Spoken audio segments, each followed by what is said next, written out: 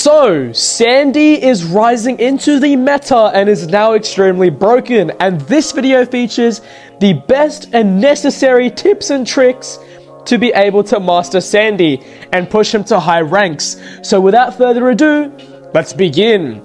Alright, so let's first of all begin with his overall build. He attacks by throwing sand that spreads out and pierces through enemies. His super summons a sandstorm that makes him and his allies invisible while inside it.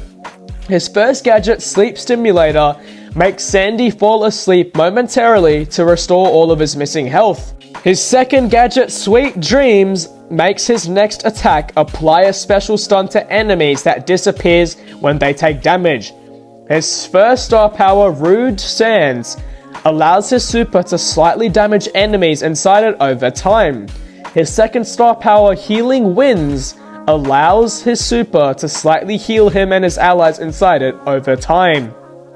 His hypercharged Swift Winds allows Sandy's next super to increase his and his allies' movement speed while inside its radius by 20%. And enemies affected by Sandy's hypercharge can't attack for half a second. Alright, so now let's talk about some tips and tricks to actually be able to play him. So, Sandy is a support brawler, which means he helps his teammates get kills. His main strength is his super, which creates a large invisible area on the field. Your main goal should be to charge up your super to help your team.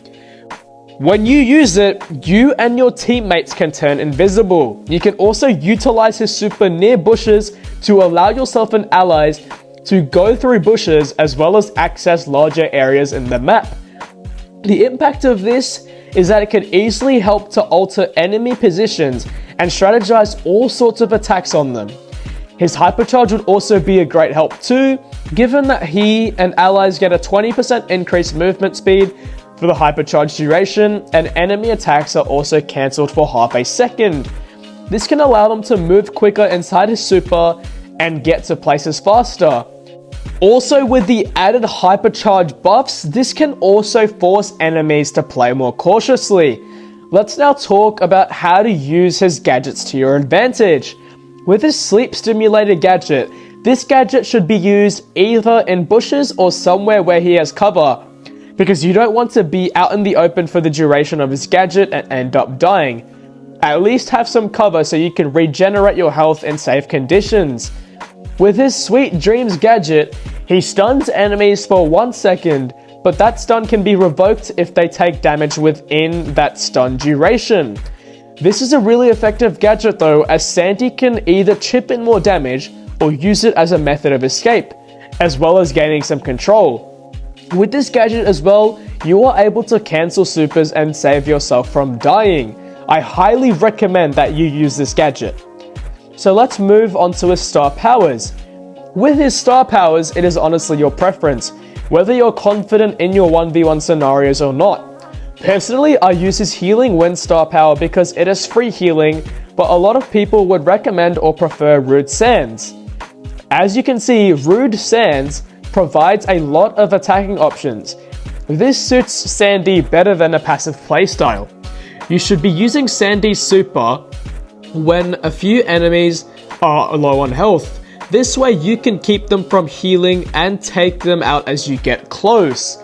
Another option is to scan bushes, because enemies will take damage, which means you can see where they are. With his Healing Winds star power, allies and Sandy can heal, which allows for a steady recovery and more time to attack opponents. Finally, with his counters, let's review them. So Sandy counters the following brawlers. Due to their low HP, Sandy can take them out in like around 3 to 4 quick shots. On top of that, he can wall peek like no other and will be a nightmare for throwers. So, let's also move into how he counters sharpshooters. Just like the throwers, they also have very low HP. However, you should keep in mind that they have the range advantage, which means you should only be attacking them when you have the ability to peek behind a wall or when you're using your super. Or if you're within range of them and can actually like head behind walls and stuff like that afterwards. Be careful of facing assassins, because they have a potential damage advantage since they're called assassins, because their damage bursting is pretty high. Also beware tanks, because tanks have high HP and they're able to manipulate Sandy.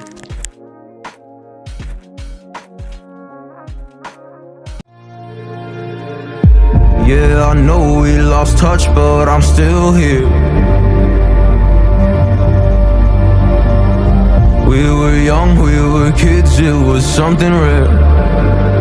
I told you everything, but when it all burned down and you were left with nothing, did you question God or did you see it coming? Come on, oh come on, yeah. When it all burned down and you lost my number, or you couldn't even call, didn't know if you recovered or not. Come on,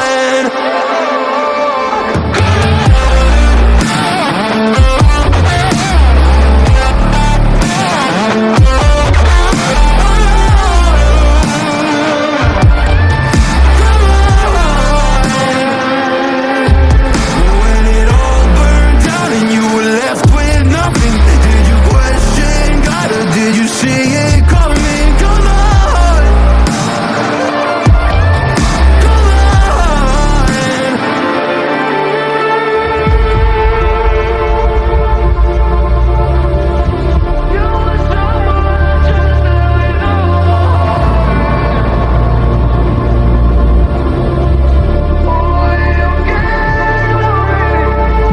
You were someone I trusted with all my heart.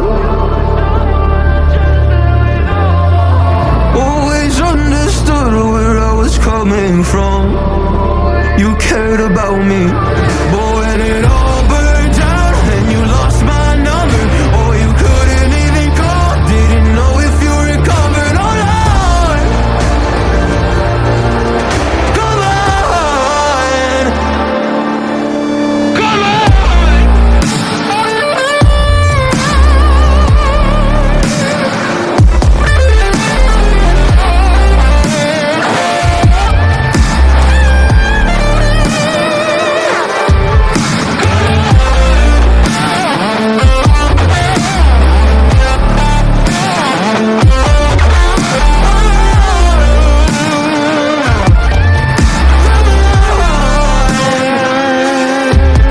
When it all burned down and you were left with nothing, did you question God or did you see it coming? Come on.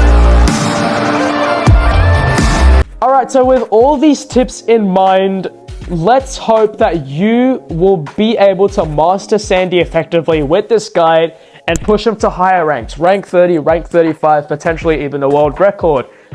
Alright, so in that note, let us end off today's video. Hope you all enjoyed. Be sure to join my Discord server down below in the description.